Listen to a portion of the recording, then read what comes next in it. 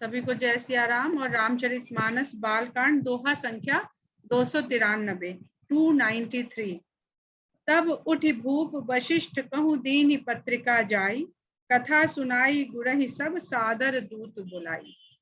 आगे तुलसीदास जी लिखते हैं, सुनि बोले गुरु अति सुख पाई, पुण्य पुरुष कहूँ मही सुख छाई, जिम सरिता सागर महु जाही, यद्यपि ताहि कामना नाई। बहुत सुंदर और बहुत अर्थपूर्ण चौपाई है। प्रसंग सुंदर है, पर इस सुंदर प्रसंग में कितने गूढ़ बातें तुलसीदास जी हमें बता रहे हैं, सिखा रहे हैं।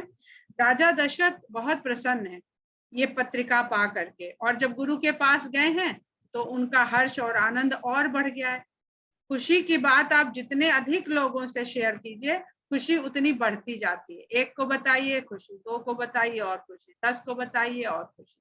तो जब वो गुरु के पास पहुंचे हैं तो बहुत प्रसन्न है।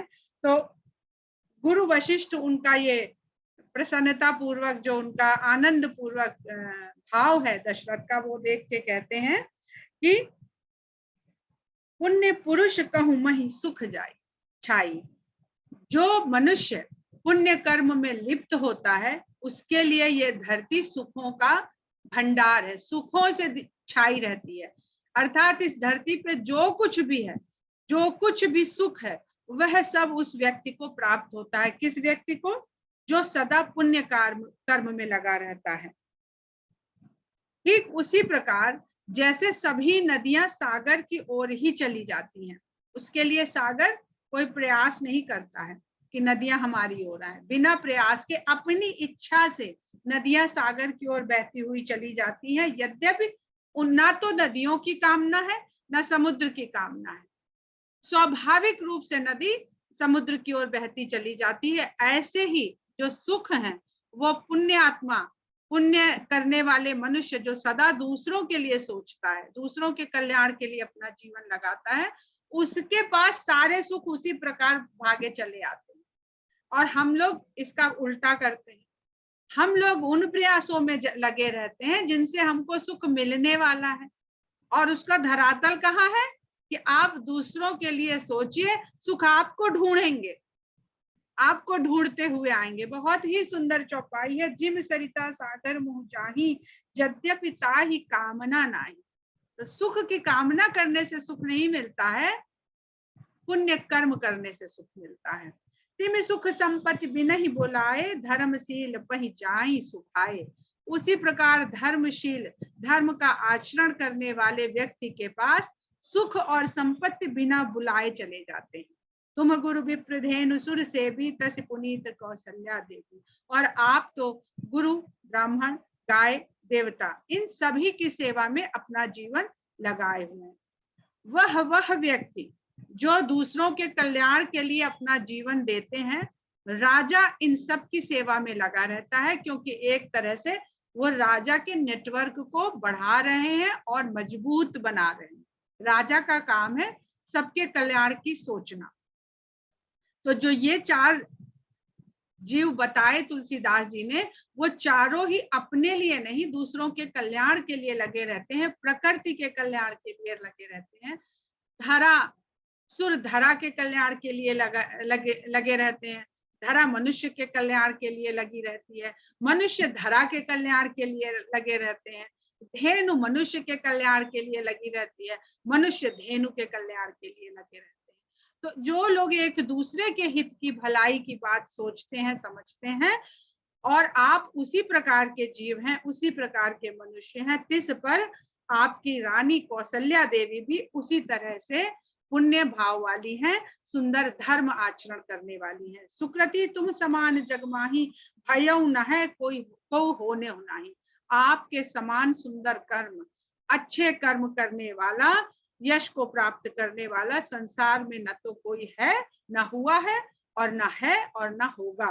सुकृति तुम समान जग माही, अच्छे कार्य करने वाला आपके समान इस संसार में भयउ न है को होने नाही। न तो कोई हुआ है, न है और न ही होगा।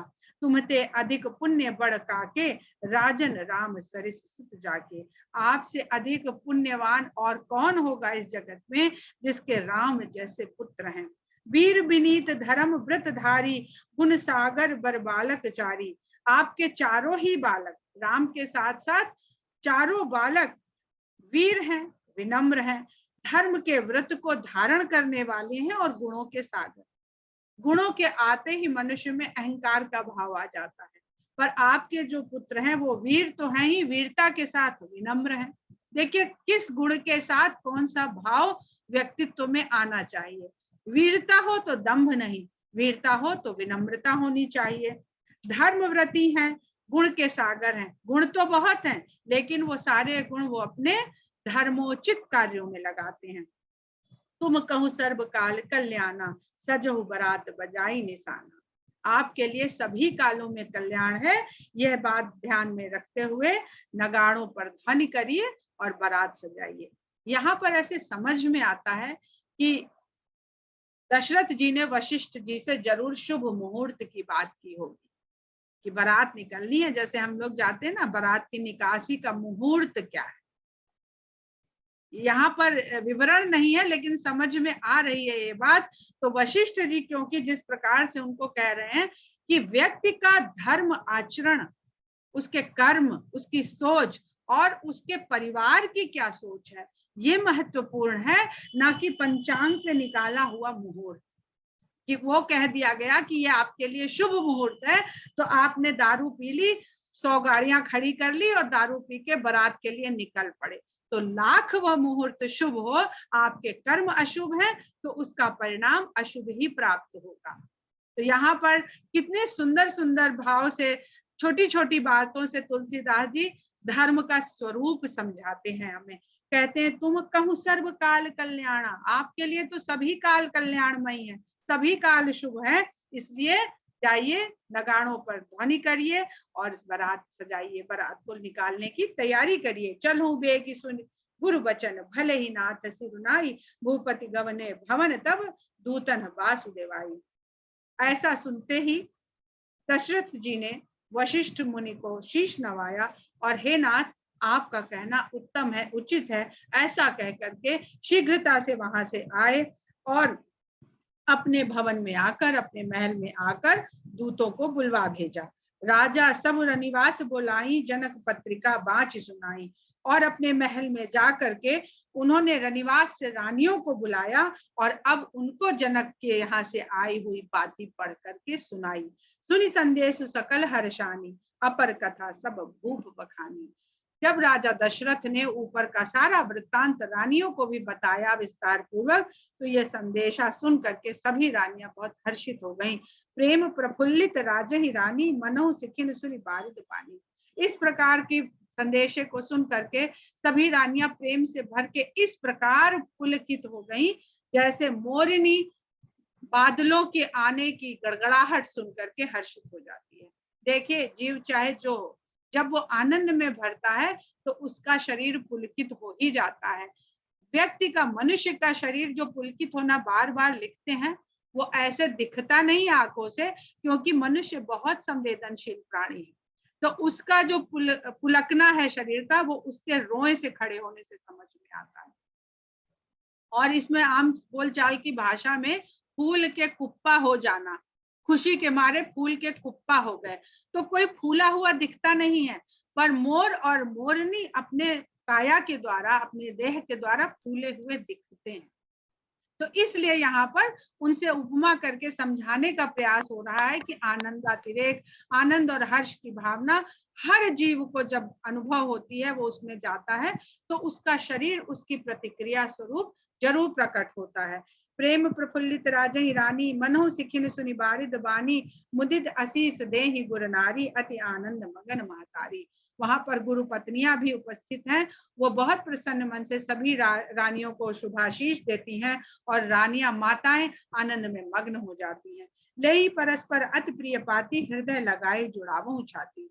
राजा दशरथ से वो पत्र ले लेती हैं और बारी बारी से एक दूसरे के हाथ से उस पत्र को लेती हैं और अपने हृदय से छाती से लगाती हैं और उनकी छाती में, उनके हृदय में बहुत ठंडक पड़ती है। राम लखन का कीरति करनी, 12 बार भूप पर बरनी। और राम और लक्ष्मण ने वहां पर अपने कार्य के द्वारा किस कीर्ति को पाया है, किस कीर्ति को रघुवंश को प्रदान किया है उसका बार बार राजा बखान करते हैं और बार बार सुन करके माताएं हर्षित होती हैं। मुनि प्रसाद कही द्वार सिधाए, रानी ने तब महिदेव बुलाए। यह सब विश्वामित्र मित्र की कृपा है, ऐसा कहकर राजा द्वार से चले जाते हैं। क्योंकि विश्वामित्र जब राम लक्ष्मण को देने आए थे तो राजा दशरथ दुखी हो गए थे। हमारे साथ जीवन में ऐसे ही होता है, हमारे सामने कोई परिस्थिति आती है तो हम घबरा जाते हैं, परेशान हो जाते हैं। तो ये प्रसंग हमें ये समझाता है कि कोई आपको जो विचलित कर रही है परिस्थिति, आप नहीं जानते कि उसकी परिणति किस रूप में होने वाली है, वो आपको किस तरह का आनंद या कौन सा स्थान प्रदान करने वाली है।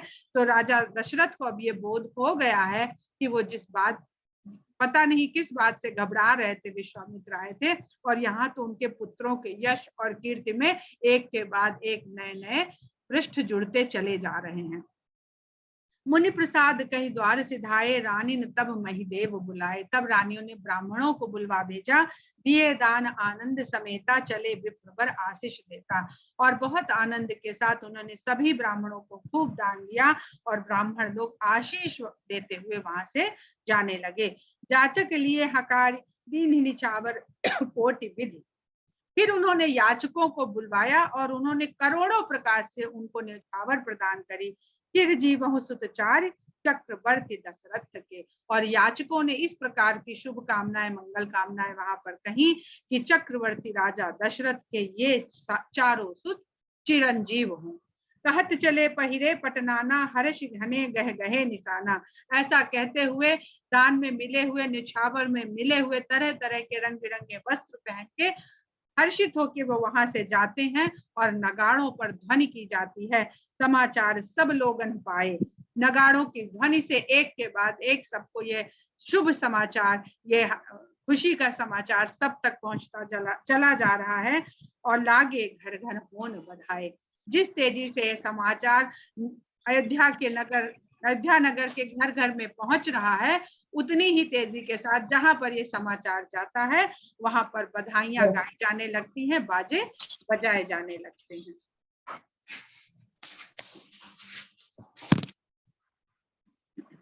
भुवन चारि दस भरा उछाहू, जनक सुता रघुबीर ब्याहू। 14 लोकों में इस शुभ समाचार से हर्ष की लहर दौड़ गई है। सभी इससे बड़े हर्षित हैं कि जनक की कन्या और रघुवीर का विवाह होने वाला है। सुनि शुभ कथा लोग अनुरागे, मग ग्रह गली संवारन लागे। इस शुभ समाचार को, इस शुभ प्रसंग को सुन करके सबके मन में प्रेम उमड़ आया और सब लोग अपने अपने घर, अपनी अपनी गलियां, अपने अपने मार्गों को सजाने संवारने में जुट गए।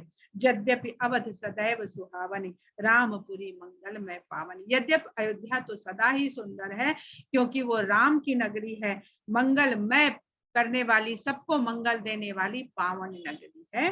तदपि प्रीति कै प्रीति सुहाई, मंगल रचना रची बनाई।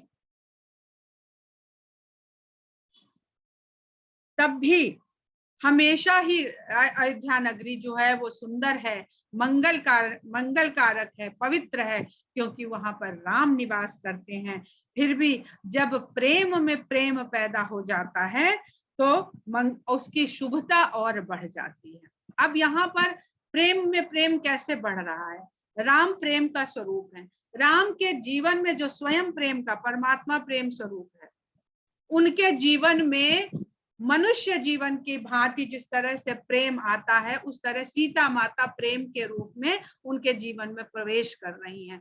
तो प्रीत में प्रीत जुड़ रही है। उस प्रेम की परिणति क्या हो रही है कि अयोध्या में सभी राम को प्यार करते हैं, सभी प्रेम में डूबे रहते हैं, पर सीता भी अब आ रही हैं और विवाह हो रहा है। ये शुभ समाचार सबके प्रेम को बढ़ाए दे रहा है। तो जब हर्षित होते हैं, आपको किसी का चेहरा कब अच्छा लगता है सबसे ज्यादा? जब वो प्रसन्नता के भाव में होता है। क्रोध के भाव में चाहे जितना सुंदर चेहरा हो वो विकृत नजर आता है, और चाहे जितना साधारण चेहरा हो, हंसता मुस्कुराता चेहरा सबको अच्छा लगता है। तो जब प्रेम में प्रेम बढ़ जाता है तो इस तरह की मंगल रचना वहां पर और रची जाने लगती है। ऐसा नहीं है कि अयोध्या सुंदर नहीं, अयोध्या पहले से ही सुंदर है, पर जब उसका श्रृंगार होने लगता है तो वो और सुंदर होने लगती है। उसी प्रकार से स्त्रियों के लिए कहा जाता है कि स्त्री जब श्रृंगार कर लेती है तो उसका सौंदर्य बढ़ जाता है। उसी तरह से मनुष्य की देह है वो सुंदर है। भगवान ने मनुष्य की देह को सबसे सुंदर बनाकर धरा पर भेजा है, परंतु उस मनुष्य की देह रूपी अयोध्या में जब राम का प्रेम है तो वो और सुंदर है, और उसमें जब राम और सीता का प्रेम समाहित हो जाता है तो वो अपने सबसे सुंदर अवस्था को प्राप्त हो जाती है। ध्वज पताक पट चामर चारू छावा परम विचित्र बाजारू। जहां आप कहीं भी देखिए विचित्र विचित्र बाजार हैं, वहां पे बड़े सुंदर बाजार हैं, वहां पर झंडे, ध्वज, पर्दे, चंवर, ये सबसे सजावट की जा रही है। कनक कलश तोरण मणिजाला हरद दूब दरी अक्षत माला।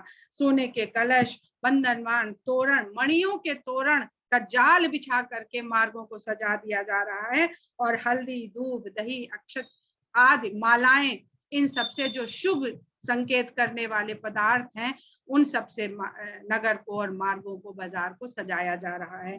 मंगलमय निज निज भवन लोगन रचे बनाई, बीथी सींची चतुर सम चौके चारु पुराई। जितने भी मंगल सूचक पदार्थ हैं उससे लोग अपने अपने भवन सजा रहे हैं, और चतुर सम पदार्थ से गलियों को धोया जा रहा है। ये चतुर सम पदार्थ होते हैं चंदन, केसर, कस्तूरी और कपूर। इनको जल में मिला करके इस जल से अयोध्या नगर की गलियों को धोया जा रहा है, स्वच्छ किया जा रहा है, सुगंधित किया जा रहा है। जह तह जूथ जूथ मिल भामिन सजी नव सप्त सकल दुति दामिन विधु बदनी मृग सावक लोचन निज स्वरूप रतिमान। नगर में जहां भी देख लीजिए ऐसे सुंदर मुख वाली, चंद्रमा के मुख वाली सुंदरियां, जिनके आभा मंडल निकल रहे हैं सौंदर्य के, जैसे बिजली चमक रही हो, वो इतनी सुंदर है। और लगता है जब वो श्रृंगार करके, अब विवाह के लिए तो सब श्रृंगार आभूषण भी, जो चेहरा तो चमक ही रहा है, तो जब उन्होंने, अब सोचिए कि जहां पे भवन, गली और बाजारों में इतना हीरा, मोती, माणिक, जवाहरात से सजाया जा रहा है, वहां की स्त्रियों ने किस प्रकार के आभूषण पहन रखे होंगे। तो वो सौंदर्य तो चंद्रमा के मुखमंडल के समान है, पर उसमें जब इस तरह के जवाहरात, हीरे, पन्ने, माणिक के आभूषण पहने गए होंगे तो उसकी क्या गुण होता है कि वो रिफ्लेक्ट करते हैं प्रकाश को।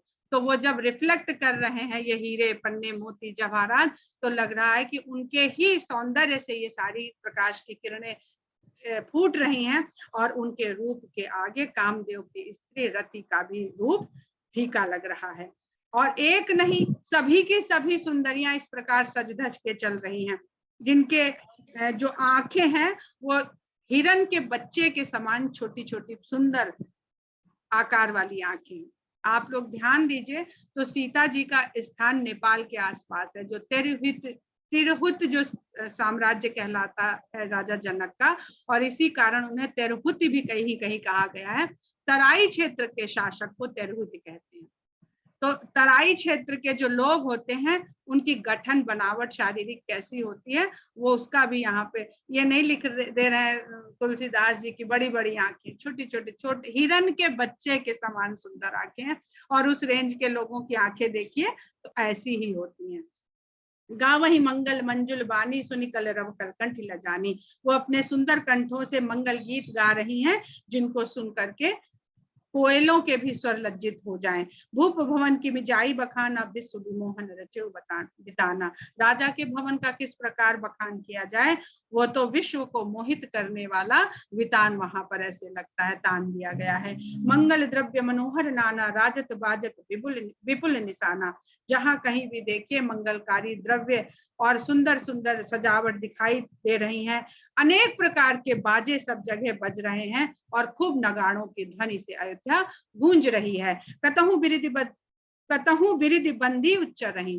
कहीं विरुदावली गाने वाले भाट लोग रघुकुल वंश की कीर्ति गान कर रहे हैं, और कतहु वेद धुनि भूसुर कर रहे हैं, और कहीं कहीं ब्राह्मण लोग वेद मंत्रों का उच्चारण कर रहे हैं, सस्वर वेद मंत्रों का पाठ कर रहे हैं। गावही सुंदरी मंगल गीता, और कहीं सुंदरियां मंगल गीत गा रही हैं। लय लय नाम राम और सीता। राम और सीता का नाम ले लेके मंगल गीत, विवाह के गीत गा रहे हैं। शायद विवाह के गीत पहली बार राम और सीता के विवाह के लिए ही बनाए गए होंगे और गाए गए होंगे, क्योंकि आज भी जब हम विवाह गीतों की बात करते हैं, जो हमारे पारंपरिक विवाह गीत हैं, तो सारे में दूल्हा राम होते हैं और दुल्हन जानकी होती हैं। बहुत उत्साह भवन अति थोड़ा, मानहु उमग चला चहुओरा।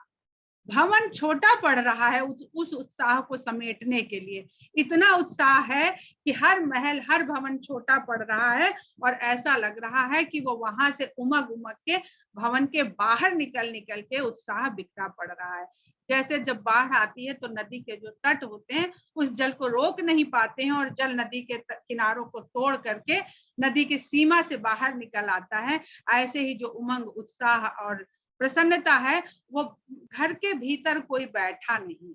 इससे ये पता चलता है सब हर्ष के मारे, इस उत्सव को मनाने के मारे बाहर निकल पड़े हैं। शोभा दशरथ भवन कई को कवि बरने पार, जहां सकल सुरसीस मनि राम लीन अवतार।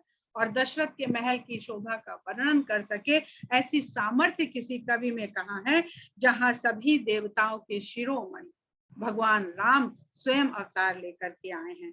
भूप भरत पुन लिए बुलाई, हय गए संदन साजहु जाई।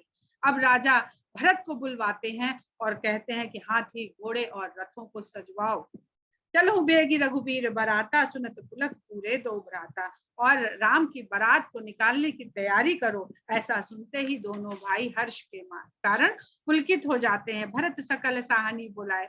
देखिए किस तरह से एक के बाद दूसरे तक ये पहुंचता है। आज्ञा कह लीजिए, आदेश कह लीजिए, व्यवस्था कह लीजिए। भरत सकल साहनी बुलाए। भरत सभी साहनियों को, जो अस्तबल के सुरक्षक व्यवस्थापक है, उनको बुलवाते हैं। आय सुदीन मुदित उठ बधाए। और जैसे ही उनको आज्ञा मिलती है वो बहुत प्रसन्न मन से उठ के दौड़ पड़ते हैं इस कार्य को संपन्न कराने के लिए। रुचि रुचि जीन तुरग तिन साजे, बरन बरन बर बाज विराजे। और उन्होंने अनेक प्रकार के रंगों के भांति भांति के घोड़े वहां पर हैं, उनके ऊपर रुच रुच के एक से एक सुंदर जीन निकाल निकाल के उसमें बैठाने लगे। सुबह सकल सुठी चंचल करनी, अय इव जरत धरत पग धरनी। सभी घोड़े बड़े सुंदर हैं और चंचल हैं, ये नहीं थके से खड़े हैं। उनके अंदर इतनी ऊर्जा है कि वो चंचलता से भरे हुए दिखाई पड़ रहे हैं। और जब अस्तबल से निकाल निकाल के लाए जा रहे हैं सजाने के लिए बाहर, तो उनकी चाल ऐसी है जैसे लगता है जलती हुई धरती पर पैर रख रहे हैं। जलती हुई धरती पर पैर रखते हैं तो हम तुरंत उठा लेते हैं। तो उनकी चाल ऐसी है कि वो धरते हैं पग और तुरंत उठा लेते हैं। नाना जाति न जाहि बखाने, निदर पवन जन चहत उड़ाने। नाना जातियों के घोड़े हैं वहां पर और उनकी चाल देख करके ऐसा लगता है कि अभी वो वायु के वेग को पिछाड़ करके आगे बढ़ जाना चाहते हैं। तीन सब छयल भये असवारा, भरत सरिस पै राजकुमारा। इन सुंदर सजे सजाए घोड़ों के ऊपर सभी छैल छबीले राजकुमार सवार हो गए। सभी युवक हैं, बढ़िया बन ठन के तैयार होके। बाराती कैसे निकलता है, बिल्कुल छैला बाबू की तरह तैयार होके निकलता है। मन में सबके उमंग होती है, उसकी वेशभूषा में भी वो उमंग प्रकट होती है। कोई मुंह सुड़ा के नहीं निकलता है। तो कह रहे तीन सब छयल भय असवारा, इन्हीं घोड़ों पर सारे छैल छबीले राजकुमार भरत के सहित सभी छैल छबीले राजकुमार सवार हो गए। अर्थात यहाँ पर राम, लक्ष्मण, भरत, शत्रुघ्न के अनेक मित्र भी होंगे जो सज वज के बारात में जाने के लिए आ गए हैं। सब सुंदर सब भूषण धारी, कर सर चाप तून कटि भारी। सभी सुंदर हैं और सभी विभिन्न प्रकार के आभूषणों से सजे हुए हैं और सबके ही हाथ में धनुष और बाण धारण किए हुए हैं। छरे छबीले छैल सब सूर सुजान नवीन, जुग पदचर असवार प्रति जय अस कलापति। सभी चुने हुए सुंदर छैल छबीले शूरवीर चतुर नौजवान लोग इन घोड़ों पर सवार हो गए हैं और इन हर घोड़े के साथ साथ दो दो पैदल चलने वाले जो तलवार चलाने में बहुत निपुण हैं, हर घोड़े के साथ दो दो तलवारधारी सैनिक भी साथ में हो लिए हैं। बांधे बिरद वीर रन गाढ़े, निकसी भयपुर बाहर ठाड़े। उन्होंने ऐसी वर्दी पहन रखी है जो वीरों के समान प्रतीत हो रही है। बांधे बिरद वीर रन गाढ़े, जैसे बहुत भयानक रन के लिए तैयार होते हैं वर्दी पहन करके सैनिक, उस प्रकार की वेशभूषा और वर्दी धारण करके ये सभी तैयार हो गए और नगर के बाहर निकल करके सब अनुशासन, जैसे फौज खड़ी होती ना, हम लोग की जो बारात होती है वो कैसे खड़ी होती, 4 जने यहाँ खड़े, 10 जने वहां खड़े, 20 वहां खड़े, कोई घर से नहीं निकला, कोई अभी गेस्ट हाउस में है, कोई अभी टॉयलेट में, सबको आवाज लगाई जाती, भैया देर हो रही चलो निकलो। पर राम की जो बारात चलने वाली है वो ऐसे बाहर नगर के आकर के निकल के खड़े हो गए जैसे कोई सेना एकदम अनुशासन के उसमें सज बज के खड़ी हो जाती है। ना किसी की पंक्ति इधर से उधर डिस्टर्ब है, ना कोई की वेशभूषा डिस्टर्ब है, सब बिल्कुल बहुत सुंदर तरीके से नगर के बाहर एकत्रित हो गए हैं। फेर ही चतुर तुरग गति नाना, हर्ष ही सुनि सुनि पनव निशाना।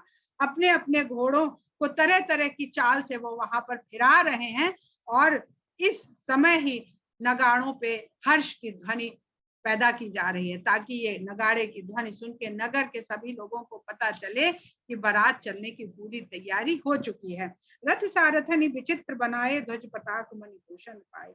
ऐसे में जो सारथी रथों को सजा रहे हैं, उन रथों में ध्वजा पताकाएं मणि आदि से रथों को भी सजाया जा रहा है। चमर चारु किंकिन धुन कर रही, और रथों को सजाने के लिए जो उसमें चमर और झालरें लगाई गई हैं वो हिल हिल के बहुत मधुर ध्वनि पैदा कर रही हैं और ऐसा लगता है भानु जान शोभा अपहरही, वो सूर्य देवता का जो रथ है उसकी भी शोभा को हरने वाली है। यानी देदीप्यमान हो रहे हैं, प्रकाशित हो रहे हैं रथ, इतने सुंदर मणियों से, हीरे जवाहरात इत्यादि से वो सजाए गए हैं। साम करण अगणित हय होते, तेतिन रथन सारथिन जोते। सांवले रंग के अर्थात काले रंग के अनगिनत घोड़े हैं अयोध्या नगरी में, जिनको सारथियों ने इन रथों में जोत दिया है। सुंदर सकल अलंकृत सो है, जो सभी सुंदर हैं और विभिन्न प्रकार के अलंकारों से सजाए गए हैं घोड़े, जिन्हें बिलोकत मुनि मन मोहे, जिनको देख करके मुनियों का मन भी मोहित हो जाता है। जे जल चलही थलई की नाई, टाप न बूढ़ बेग अधिकाई, जो जल पर भी इस प्रकार चलते हैं जैसे थल पर चल रहे हों और डूबते इसलिए नहीं है कि उनकी वेग में इतनी अधिकता है। डूबेगा कोई जल में तब जब स्थिर हो जाएगा, जब वो अस्थिर गति से चलेगा तो वो इससे पहले कि डूबे वो अपना वहां से पैर उठा लेता है, कदम उठा लेता है। संतुलन है कितना सुंदर, ये जीवन के संतुलन को बता रहा है। ये जीवन रूपी जो नदी है जिसको हम लोग वैतरणी नदी भी कहते हैं, यहाँ इसी भाव के साथ चलना चाहिए कि हम इसमें डूबने ना पाए, हम इस पर चलें। जैसे भगवान को कमल कमल चरण कमल कमल से उपमा दी जाती है कि वो वहां होते हुए भी उसमें लिप्त नहीं होते हैं, इसी तरह मनुष्य का भाव होना चाहिए। चढ़ी चढ़ी रथ बाहिर नगर लागी, जुरन बरात होत सगुन सुंदर सबही, जो जही कारज जात। इस प्रकार रथ एक एक करके नगर के बाहर आने लगे और बारात जुड़ने लगी। होत सगुन सुंदर सबही, जो जही कारज जात। इस बारात के निकलने में अनेक प्रकार के कार्य संपादित हो रहे हैं, तो जो व्यक्ति भी जिस कार्य को संपादित करने के लिए आगे बढ़ता है उसको ही शुभ शकुन होते हैं। हम लोगों के यहाँ कहते थे जब बारात और इसकी तैयारी होने लगती थी, कोई उस समय ऐसा रस्म होने लगी तो कह देते थे बड़े बूढ़े कि भाई कोई छींटो पा दो ना, ऐसे कहते थे ना, तो ये अशुभ संकेत होता है इसलिए ऐसा बोलते थे। तो वहां पर जो हो रहा है वो सभी शुभ हो रहा है, किसी को उसके लिए प्रयास नहीं करना पड़ रहा है। कलित करी बरन परी अमारी, कहीं न जाई जही हाथी सवारी। हाथियों के ऊपर सुंदर सुंदर बैठने के जो अंबारी कहते हैं वो बैठा, उसमें हौज जिसे कहते हैं वो रखे जा रहे हैं हौदे।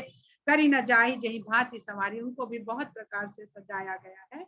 चले मत गज घंट बिराजी, मनो सुभग सावन घन राजी। और मतवाले हाथी इस प्रकार अंबारियों से सजा करके इस प्रकार चल रहे हैं जैसे लग रहा है कि सावन के बादल गर्जना करते हुए आगे बढ़ रहे।